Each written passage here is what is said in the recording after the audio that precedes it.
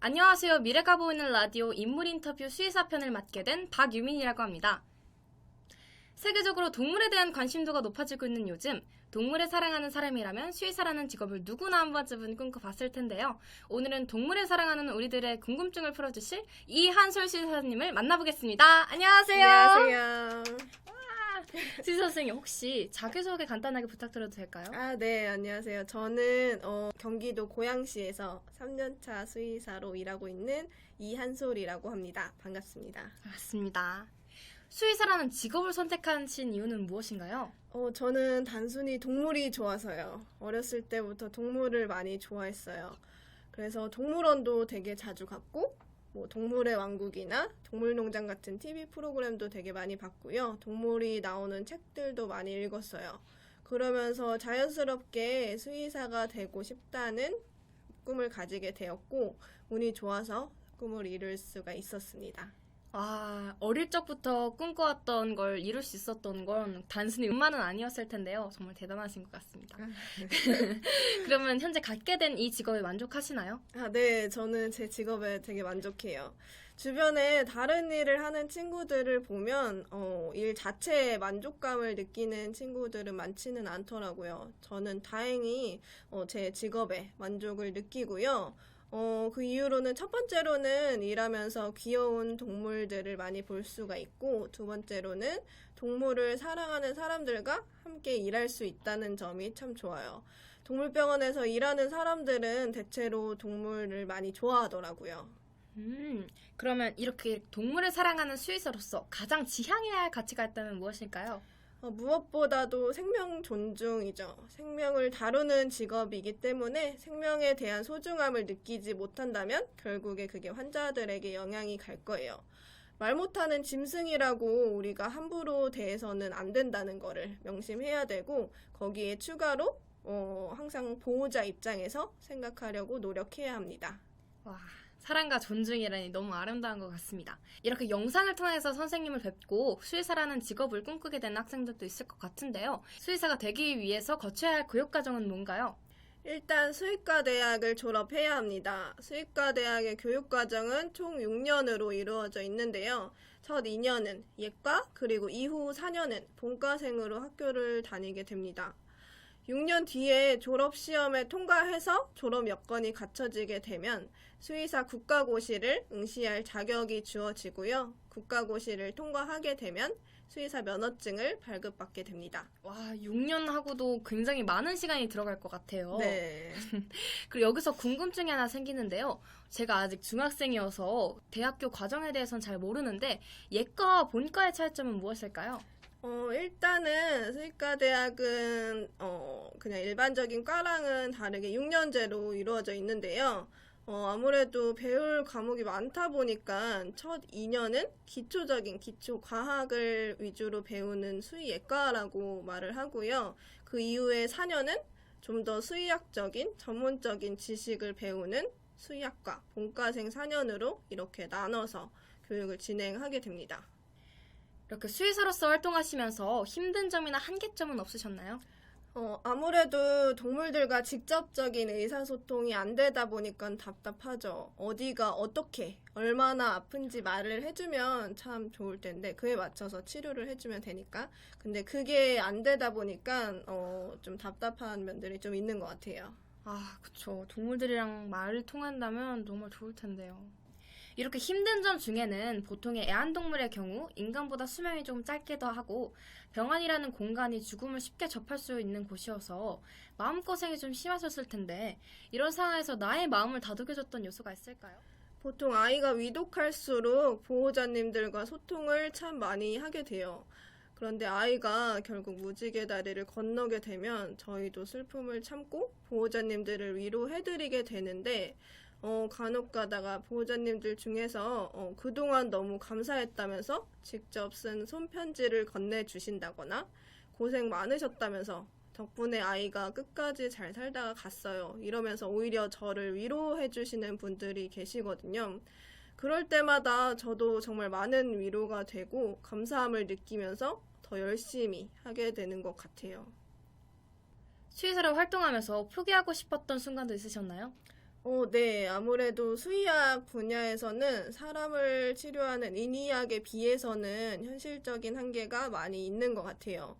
사람에서는 쉽게 치료할 수 있고 치료 비용이 그렇게 높지 않은 질병인데 동물에서는 그렇지 않은 경우가 종종 있거든요. 그래서 그런 현실적인 한계 때문에 치료를 포기하는 경우가 있을 때, 그럴 때 가끔 좀 심적으로 힘들 때가 있어요. 아, 또 이런 한계점이 있군요.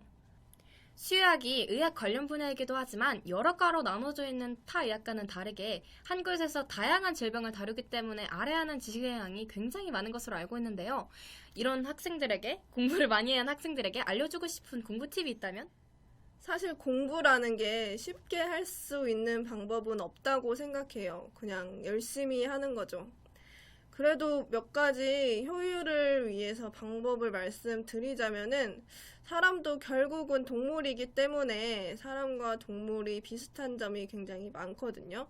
그래서 저희가 배우는 과목 중에서 생리학이라는 과목이 있는데 여기서는 뭐 체내 구조라던가 기능 이런 것들을 배우는데 아무리 동물에 대해서 배우더라도 우리 몸이랑 같이 연관을 지어서 생각을 해보면 더 이해하기가 쉬운 경우가 있고요.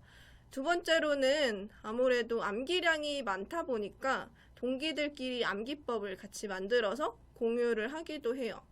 대대로 선배들로부터 내려오는 암기법도 있고요. 그 중에서 예를 들어서 1번부터 12번까지 뇌신경에 대해서 외우는 게 있는데, 그 뇌신경의 앞글자를 따서 암기법을 만들기도 했었거든요. 그래서 1번 뇌신경은 후각신경, 2번 뇌신경은 시각신경, 3번 뇌신경은 눈돌림신경, 4번 뇌신경은 도르래신경, 5번은 3차 신경, 6차는 갓돌림신경. 이런 식으로 뇌신경이 있는데 이것들의 앞글자를 따서 후시가 뭐 예를 들어서 후시라는 가상의 인물을 만들어서 후시가 눈을 돌리다가 3차를 갓돌 이런 식으로요. 그러면은 그냥 무작정 외우는 것보다는 훨씬 기억에도 잘 남고 효율적인 것 같아요. 언어가 통하지 않는 동물을 치료하면서 가끔은 말이 통했으면 좋겠다 라고 생각하실 때도 있을 것 같은데요. 그런 상황에서 해주고 싶은 말이나 듣고 싶은 말씀이 혹시 있으셨나요? 네, 저는 해주고 싶은 말이 있는데요. 제발, 정말 제발 어디가 아픈지 말을 해줬으면 좋겠고, 네. 우리는 너를 해치려는 게 아니라 치료해주려는 거야. 그래서 우리를 좀 물지 말아줘. 이런 말을 꼭 좀 하고 싶습니다. 너무 공감되는 말입니다. 그러면 이렇게 수의사로서 가질 수 있는 초능력이 하나 있다면 가장 가지고 싶은 능력이 있을까요? 네, 저는 앞서 말했던 이유 때문에 당연히 동물들과 대화할 수 있는 능력이 있었으면 좋겠습니다. 너무 멋있어요. 수의사를 하시면서 굉장히 많은 환자분을 만나보셨을 텐데요. 가장 기억에 남는 환자 에피소드가 있을까요? 제가 아주 초년차 때 있었던 일이었는데 제가 정말 마음을 많이 줬던 강아지가 있었어요. 그런데 이 강아지가 발작이 멈추지 않아서 병원에 입원해 있었는데 결국에 이제 가지고 있던 기저질환을 이겨내지 못하고 무지개 다리를 건너게 되었어요. 저도 너무 마음이 아팠는데 두 보호자님들이 정말 눈물을 많이 흘리면서 힘들어해서 저도 그거 이제 눈물이 나오는 거를 꼭 참고 보호자님들을 위로를 해드렸고 보호자님들은 이제 오늘은 마음이 너무 아파서 아이를 데려갈 수가 없다면서 내일 다시 오겠다고 하셨거든요. 그리고 다음 날에 보호자님들이 오셨는데 검은색 옷을 차려입고 죽은 아이를 데리러 오셨더라고요. 그리고 주치인 저에게는 감사의 의미로 분홍색 카네이션 한 송이를 주셨고요. 동물을 학대했다는 그런 뉴스 기사를 보면은 정말 마음이 아픈데 이렇게 아이를 사랑하고 존중해주는 것을 보고 제가 더 마음이 따뜻해졌고 이런 분들을 위해서 더 열심히 해야겠다는 생각이 들었습니다. 그래서 지금도 그때 받은 꽃을 방문에 걸어두고 그때를 떠올리면서 더욱 초심을 다지는 계기가 되었습니다. 마지막으로 수의사를 희망하는 학생들에게 해주고 싶은 말이 있다면 해주세요.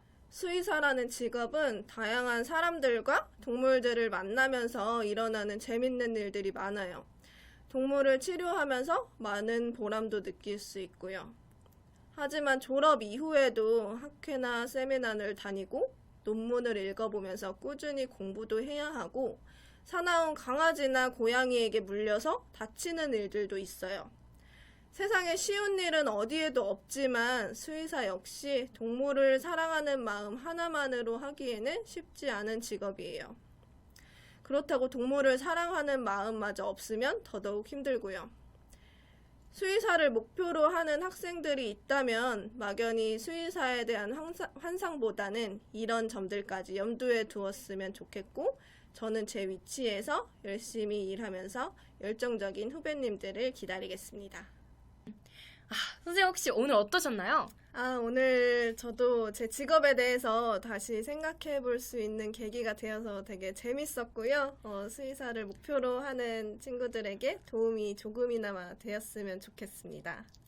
너무 감사해요. 저도 너무 재밌었습니다. 오늘 이한술 수의사님과 얘기를 나누다 보니 우리가 사랑하는 동물들의 병을 낫게 해주시고 삶과 죽음의 경계에서 항상 곁을 지켜주시는 수의사분들의 고충을 전해드릴 수 있었는데요. 수의사 선생님들의 노력에 감사함을 느낄 수 있는 시간이었습니다. 청소년 여러분, 다음에 또 만나요. 안녕! 안녕! 감사합니다. 감사합니다. 감사합니다.